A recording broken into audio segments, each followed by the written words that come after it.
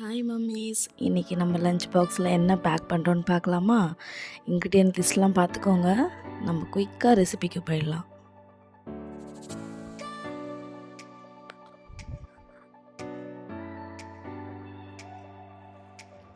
இந்த ரெசிபி கிட்ஸ்க்கு ரொம்பவே பிடிக்கும். இது ரொம்ப ஸ்பைசியாகவும் இருக்காது, நல்லா க்ரீமியாக இருக்கும்.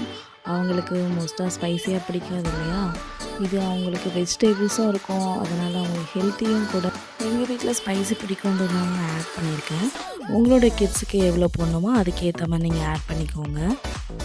இதுதான் நம்மளுடைய சீக்ரெட் இன்க்ரீடியண்ட்டு. நம்ம ரெசிபிக்கு இதுதான் டேஸ்ட்டு ரொம்ப அதிகமாக என்ஹான்ஸ் பண்ணி கொடுக்க போகுது. தேங்காய், இஞ்சி, பூண்டு, கேஷ்யூ நட். கேஷ்யூ கொஞ்சம் சுடு தண்ணியில் நீங்கள் சோக் பண்ணிவிட்டு அதை போட்டு நீங்கள் அரைச்சிடலாம். கூடவே கொஞ்சோண்டு நீங்கள் சோம்பு போட்டு அரைச்சிக்கோங்க. இது நீங்கள் எவ்வளோ ரைஸ் எடுக்கிறீங்களோ அதுக்கேற்ற மாதிரி நீங்கள் தேங்காய் பால் அட்ஜஸ்ட் பண்ணிக்கலாம். 2 கப் ரைஸுக்கு நான் 5 டம்ளர் தேங்காய் பால் ஊற்றிருக்கேன்.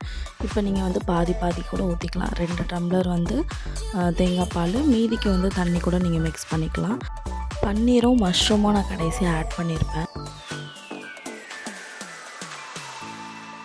ஏதாவது ஒன்று போட்டுக்கலாம். இப்போ நீங்கள் வெறும் பன்னீர் மட்டும் போட்டு செய்யலாம், வெறும் மஷ்ரூம் மட்டும் போட்டு செய்யலாம், இல்லை வெஜிடபிள்ஸ் மட்டும் போட்டு செய்யலாம்.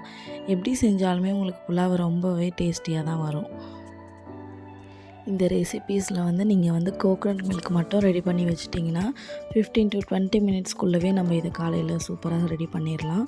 ஸோ இது உங்கள் கிட்ஸ்க்கு ட்ரை பண்ணிவிட்டு அவங்களோட ரியாக்ஷன் என்னன்றது நீங்கள் கண்டிப்பாக கமெண்ட் பாக்ஸில் எனக்கு சொல்லணும். நான் வெயிட் பண்ணிகிட்ருப்பேன். பாய் மம்மீஸ். நம்ம ரெசிபீஸ் பார்க்கறதுக்கு சப்ஸ்கிரைப் பண்ணி வச்சுக்கோங்க.